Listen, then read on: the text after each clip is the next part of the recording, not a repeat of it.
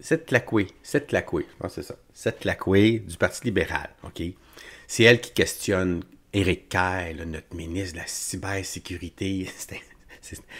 Ça m'insécurise quand je dis ça de lui. Je te dis pas qu'il est malhonnête, là. Moi, je pense jamais qu'ils sont malhonnêtes. C'est juste qu'ils sont incompétents. Ça, par exemple, on peut le dire. Puis, ça se voit dans son visage, on dirait, c'est l'enfer. Ça fait peur. Ça fait peur, là. Il veut se servir de la reconnaissance faciale pour faire du ménage dans sa banque de données. Parce que tu sais, à la SAC, on prend nos photos, là. Ils ont notre photo, là. Tu sais ce qu'est notre photo. N'est-ce pas? Hein? Bon. Fait que là, il veut, avec le logiciel de reconnaissance faciale, là, faire des tests avec ça, là. Tu sais, c'est la porte.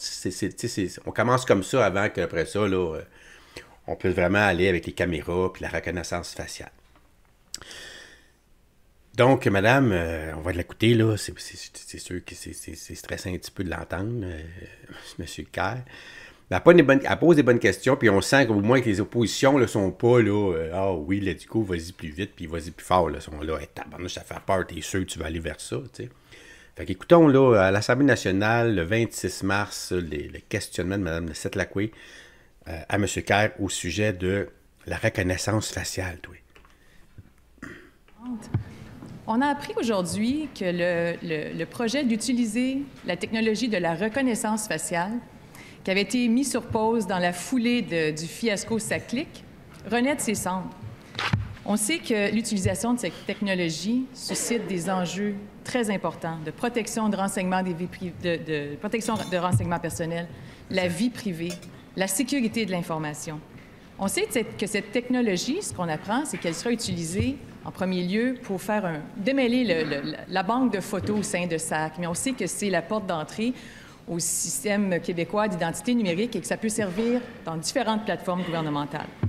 Ma question aujourd'hui, est-ce que le ministre de la Cybersécurité et du Numérique, est-ce qu'il a appris de ses erreurs dans le cadre du fiasco SACLIC? Comment va-t-il rassurer les Québécois que ce système va être bien encadré? Parce que les Québécois n'ont pas envie de rejouer dans le film hollywoodien du fiasco SACLIC. C'était rien, ça. La réponse du ministre de la Cybersécurité et du Numérique.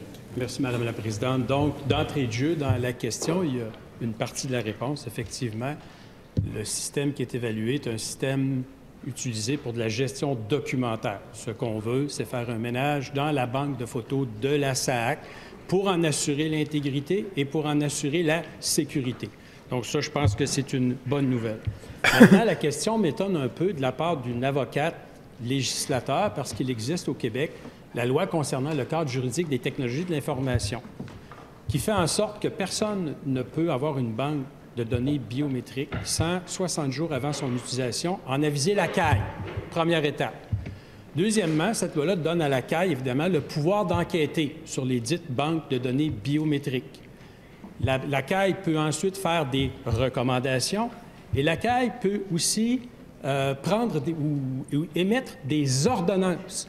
Donc, si l'utilisation qui est faite de la banque biométrique n'est pas celle pour laquelle la CAI a donné son autorisation, elle peut exiger la suspension, elle peut exiger l'interdiction de l'utilisation et elle peut même exiger la destruction de la banque biométrique dans la mesure où l'organisme sort du cadre prescrit. Donc, voilà, faites confiance. Cela met fin à...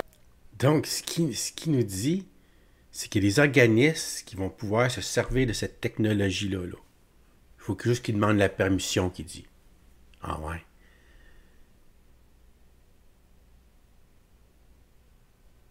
Parce que là, je comprends, là, regarde mon téléphone. Là. Mon téléphone, quand je l'ai linké avec, pour pas avoir à mettre mon mot de passe à chaque fois, il voit mon visage, il ouvre. OK? Ou avec l'empreinte digitale. Donc, l'appareil, c'est l'empreinte digitale. Tu mets ton doigt, puis là, ça l'ouvre, tu sais. Bon. Déjà, là, c'est des grosses compagnies qui peinent à garder ça sécuritaire. Puis là, qu'est-ce qu'on a accès à ton téléphone? C'est sûr, ton téléphone, il y a beaucoup de choses qu'on peut faire avec ton téléphone. C'est vrai. Mais c'est rien à comparer que si tu mets ton visage devant un logiciel, puis là qu'on a accès à tout, là. C'est-à-dire ton numéro d'assurance sociale, ton pedigree, ça soit tes diplômes, tout en éducation, en santé, tout ton bilan santé, toutes tes documents sensibles, là, que tu veux surtout pas que personne ait l'accès à ça, là, ben, c'est ça que ça débloque. Fait que là, ça devient super dangereux. Fait que tu peux pas comparer, dire, ben là, on fait déjà avec le téléphone, ça n'a rien à voir, là. C'est deux mondes. Puis en plus, là, au moins, c'est une compagnie là, plus sérieuse que le gouvernement. Ça a l'air niaiseux à dire de même, mais c'est ça pareil, là. Je veux dire, regarde le Phoenix, là, le système de paye, par exemple. Tout ce que le gouvernement touche, point de vue informatique, là, c'est un fiasco, une catastrophe là, sans nom. Là. Ça a détruit des vies complètement. Puis c'est encore, écoute, c'était dans le temps d'Harper, là.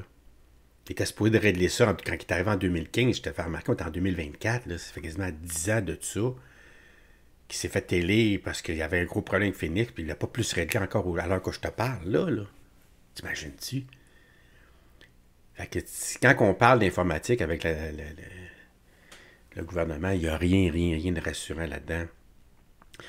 En conférence de presse, Birel Nadeau-Dubois, sur la reconnaissance faciale, il dit qu'on ne peut pas déployer cette technologie-là sans un débat public. Je pense que tu vas être d'accord avec ça, toi aussi. D'ailleurs, j'ai fait un petit reel de cette... au début, là, on va l'entendre plus, là, mais j'ai fait un reel avec ça. Il y a eu au-dessus de 125 000 vues sur Facebook. Hey, Facebook, j'ai commencé qu'il y a 125 000 vues de cette vidéo-là. Peut-être parce que ça frappe l'imaginaire. Écoute ça. Sens facial, vous une crainte par rapport à ça? C'est des technologies qui sont... Comment dire? Les gens ont raison d'avoir un pied sur le frein en matière de reconnaissance faciale parce que ce sont des technologies particulièrement invasives là, sur le plan de la vie privée. Puis quand on regarde tous les ratés du gouvernement avec la transition numérique, puis pas seulement à la SAQ, hein, dans l'ensemble de l'appareil de l'État, je pense qu'il y a lieu de procéder avec énormément de prudence parce qu'on parle ici de données personnelles biométriques. Là. Le visage de quelqu'un, c'est une donnée personnelle extrêmement sensible. Est-ce que ça prend un débat public? On ne peut pas, dans l'appareil de l'État, déployer des technologies comme ça sans débat public. On ne peut pas faire ça. On peut pas faire ça. Enfin, quelque chose d'intelligent là, qui sort de sa bouche, là. Parce que ça fait peur. Ça fait peur. On parle même pas ici là, de magouilles qui veulent nous écraser, nous contrôler. Je parle même pas de ça. Là. Ça, c'est en plus. Là.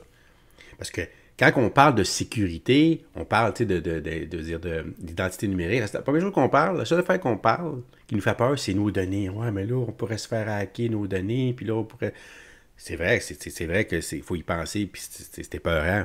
Mais moi, ce qui me fait bien plus peur que ça, c'est après ça, un coup que tu es fiché, puis qu'on peut te reconnaître de n'importe quelle caméra, à quel point qu'on peut contrôler la population avec un état d'urgence, par exemple, il arriverait là. Là, avec un état... Si on l'avait vécu, si, mettons, là, ça serait tout en place, ce système-là, là, t'es top-notch, là, ça va super bien, là. Puis que là, il arrive un gros rhume, là. On n'aurait pas vécu ça, là, le couvre-feu général. Ça a été un couvre-feu, là, ciblé. Ouais, ciblé, là. T'sais, OK, toi, t'es vacciné, tu peux te promener, là, tu peux circuler. Toi, t'es pas... Automatiquement, là, tu popes rouge, là. Tu sors de chez vous, là, puis tout de suite, il y a une caméra au coin de chez vous, n'importe où. Il y a des caméras partout. Aussitôt que tu sors, on te voit. Tu reçois tout de suite un texto, là. Hey, qu'est-ce que tu fais là? Tu es dans la rue, là? T'es pas supposé être chez vous, là. T'as 15 minutes de te rendre chez vous, là. Sinon, c'est 1500$ ou 6000$, on va t'envoyer ça par la poste, là. Dernier avertissement, tu sais, genre, là. Tu sais, des aberrations comme ça, là. De rentrer dans notre vie privée, là, de savoir ce qu'on fait, où on va, qu'est-ce qu'on fait, qu'est-ce qu'on dépense, qu'est-ce qu'on dépense pas, l'argent qu'on ramasse, l'argent qu'on donne, tout, là, on va pouvoir, là, on va être un livre ouvert, là. Ils vont savoir d'avance ce qu'on va faire avant même que tu y penses, là. Puis c'est ça qui est le gros problème, qui est la grosse peur, dans le fond, les gens ne voient pas. Tu sais, quand tu es contrôlé par un algorithme, là, et moi, là, par exemple, là, avec Facebook, j'ai été hacké. Hein, c'est le 8 novembre 2022. Ben, tu croirais-tu que j'en subis encore les conséquences? Je peux rien faire. Il n'y a rien que je peux faire. Facebook, il n'est pas joignable. On ne peut pas le rejoindre. Son algorithme, son ordinateur, il a déjà scrappé tout mon compte à vie. Là. Tellement que même j'essaie d'avoir un plugin là, qui est connecté avec mon courriel, parce que ce courriel-là, c'est mon courriel que j'utilise dans tous mes autres comptes, là, YouTube. Quand je viens pour linker mon YouTube avec Facebook, il reconnaît que j'ai ce courriel-là, puis il bloque. Il faut que je change de courriel. Ça donne une idée. Le hacker, il reçoit encore des redevances à chaque mois de mon ancienne page. Tu sais, des fois, parce que imagine-toi, là, c'est une injustice que je vis à tous les jours, à toutes les semaines. J'essaie d'oublier ça. Des fois, j'ai réussi à l'oublier un peu. Puis là, je reçois un courriel. Parce que moi, j'ai reçu les rémittances qu'appelle Facebook. C'est pas la facture, c'est comme le papier qui dit qu'ils m'ont payé. On t'a payé, mais ils ne payent pas. Moi, j'ai reçu juste le papier comme quoi qu'ils m'ont payé, mais c'est le hacker qui a reçu l'argent, t'imagines-tu? Je te le dis, là, ça me fait mal dans le ventre, tu sais. Je peux rien faire. C'est une injustice que je vis depuis 1 an et demi, puis je peux rien faire. Je suis fait à l'os. T'imagines-tu? Si, mettons, toi, ta vie serait gérée par un ordinateur, un algorithme, là, tu peux pas, il n'y a pas personne, là, puis c'est fini, là, t'es fait à l'os. En tout cas, ça peut être très dommageable pour notre vie, tu sais, ce contrôle-là. Puis je pense que le gouvernement, les partis d'opposition, moi je pense qu'on devrait, en plus de vérifier, oui, bien sûr, la sécurité et tout, s'assurer que le gouvernement, qu'est-ce qu'il n'a pas le droit de faire avec ces données-là. Tu sais, par exemple, il n'aura pas le droit de savoir qu'est-ce que tu fais, où tu t'en vas, te contrôler. Ça serait non. Tu sais, il y aurait une loi là, pour empêcher. Il pourrait le faire parce qu'il y aurait l'outil, mais il ne peut pas le faire parce qu'il y a une loi qui nous protège contre ça. Mais on ne parle pas de ça. C'est comme si ça n'existait pas, ça. Puis moi, c'est la première chose que je fais, là, que je ferais avant de commencer à parler, de mettre ça en branle, là. C'est quoi là, les protections contre le gouvernement, en fait, qu'on aurait, nous, en tant que citoyens.